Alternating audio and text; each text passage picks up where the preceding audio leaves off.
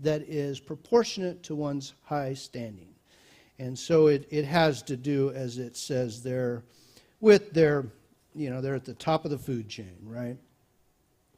So today, I want to look at pride. And the reason to start with pride is it's kind of the base of a lot of this stuff. It's kind of the foundational thing for a lot of what happens, sometimes positively, but really negatively in our life. So we can look at this list, and I made this list from the 7 deadly sins of all these 7 things, and then their responses. And you can kind of see pride creep into any of these other areas. And probably that should make even more sense as we talk about pride on a deeper level. But that is our focus today.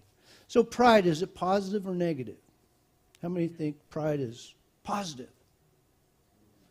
How many think pride is... All right, so pride is definitely both positive and negative. In fact, we have verses like this, which is interesting. It's not all positive, but James writes about pride. He says, the brother in humble circumstances ought to take pride in his high position, but the one who is rich should take pride in his low position, because he will pass away like a wildflower. For the sun rises, scorching heat, and withers. And part of that is that we rely more heavily on the Lord, and that's certainly what we want to get about. Or that's certainly what we are going to focus on.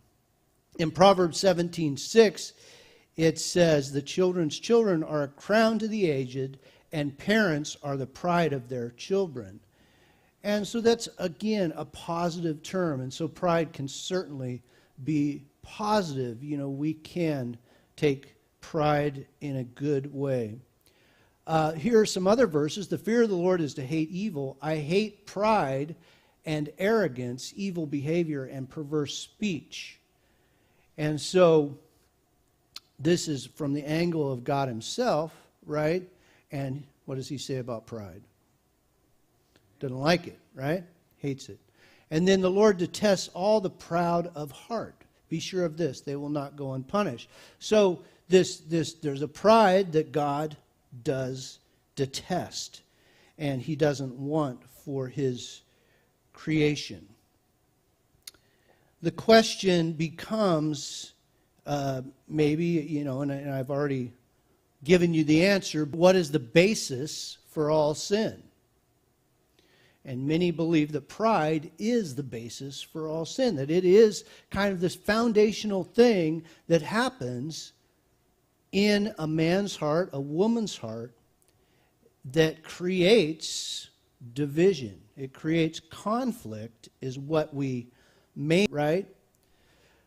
So God calls us to deny ourselves.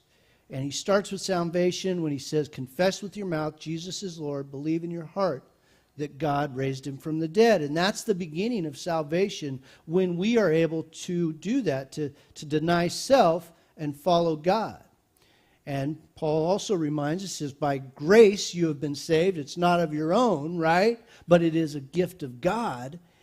And so, but it's this turning, right? It's this repentance. And so we turn away from our own will toward God's will. And that's the basis of our salvation. But pride can creep into our lives, and it can, it can kind of blindside us at times, I think. What's a Jane Austen novel? Pride and Prejudice, right? And so these two things can also be connected. There's this, prejudice falls on the heels of pride because of the perverted judgment that is part of it. And so we become warped in our pride. And so we can become prejudiced in our pride. And so a lot of that, when we see people very different from ourselves, or maybe think of ourselves more highly than somebody else, so then prejudice comes into it. Pride begets numerous, I'll read this from a commentary, numerous emotional disorders because it brings people into conflict. And I'll say first, like I said, with God and others. either openly or but churning away inside this person is a perverted comparison. Pride is present, bringing them into conflict with another, and they then they can't resolve the conflict. So, also, what happens in pride is intellectual arrogance. It produces an inability to learn either from one's own experience or those of others. It also spawns a hatred of criticism and disdain for others. And then he goes on he says, pride has its root in a sense of feeling of strength, wealth, prosperity, or accomplishment. Sometimes these things are imagined, and sometimes they are real. But whatever the case, misplaced confidence in self arises, producing a better than feeling. The perverted comparison emerges. So kind of on a little deeper, in a little deeper way, thinking about it is we pervert our comparisons. Now, we get in danger when we start comparing ourselves to each other, right? That causes a lot of problems, causes a lot of conflict in our life. It's important to also mention, and I'll mention this in a list I'll bring up here, but that there's nothing wrong with having confidence in one's ability to perform something. And so when we think of pride in that way, it's important that we're not saying that you can't have a sense of pride about what you do. In our relationships, have you ever heard the term there, but for the grace of God go I? Anybody? I did a sermon on it a year and a half ago or so. And that idea, it helps us with our comparisons, right? It helps us with our prejudice. It says, I don't know the road you've walked. I don't know exactly where you've been. And so I can only say there, but by the grace of God go I. I'm saved by His grace, and I don't have the right to judge you. I can come alongside you, and I can help you, but I don't have the right to create some sort of narrative that I'm better than you. Possible synonyms to destructive pride. And these kind of turned out small, but hopefully you can see them a little bit easier up here. So arrogance. I think in our culture, how many times is arrogant good? Hardly ever, right? So in our culture, when we're thinking about destructive pride, really part of it, right? I mean, there's more to pride, destructive pride, than being boastful. It's something deeper that we're trying to hit on. But it's part of it. Egotistical, certainly. Narcissistic. There's this self-obsession that happens within what we're talking about here in destructive pride. Unapproachable might be part of it. It doesn't have to be, but again, it might be. Overconfident is really kind of what we're talking about, where you're thinking of yourself more highly than you ought, right? And that's biblical, right? So, hopefully.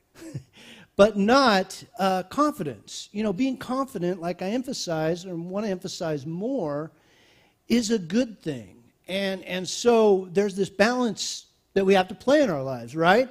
And some of you are really good at some stuff, right? So if you have a talent, then there's, but which of those people do you like better?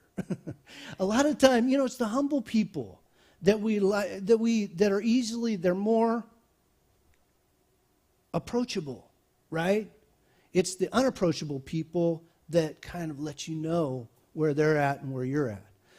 There's also good pride, and we've kind of hit on that. And so in our culture, like I said, I think arrogance maybe is the better word. But good pride, and it's not this, this low self, either. The term of humility that we've used over and over is not thinking less of yourself, but thinking of yourself less. So it's this idea that we don't have to be unsure, we don't have to think about today. And I have a test for all of us. But before I do that, is you could have not, low self-esteem. And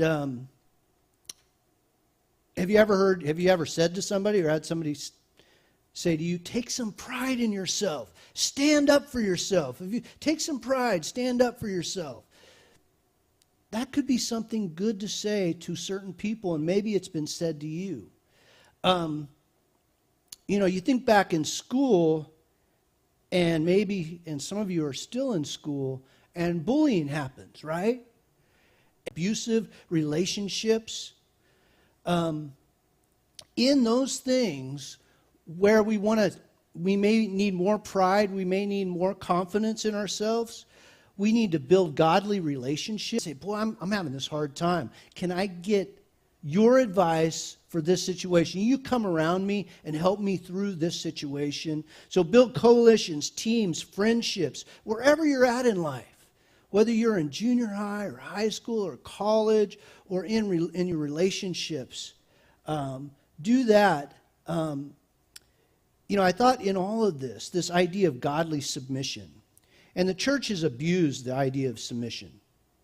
I believe that it's not always gone well. It's supported abusive marriages at times. It's supported abusive relationships in history, So sometimes you can misuse that term in culture.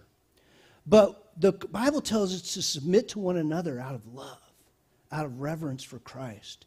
And so that idea that we live in that, and we always are willing to submit to the people around us and hear from them. That's so important for how we navigate these relationships. All right, you ready for a test?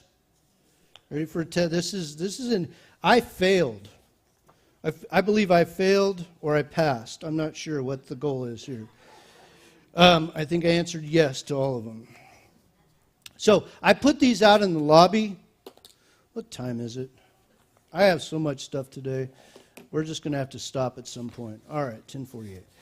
Okay, so there's 20 questions here, and there's sheets out there. I only made 30 of them, and I can make some more if they're all gone.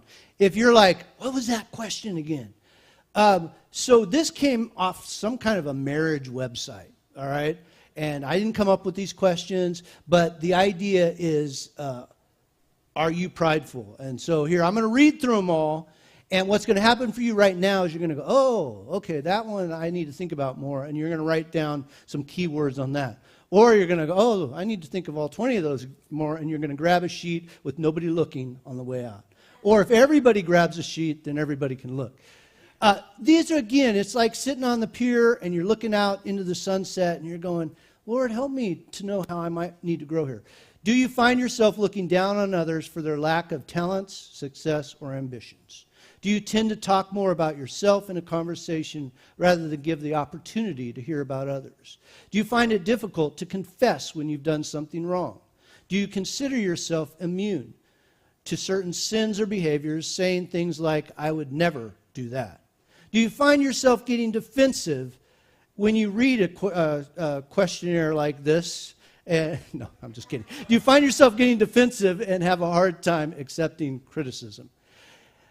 There's 15 more I'm going to read. I'm going to read them all, and I know you're not necessarily happy with that. But we're all on a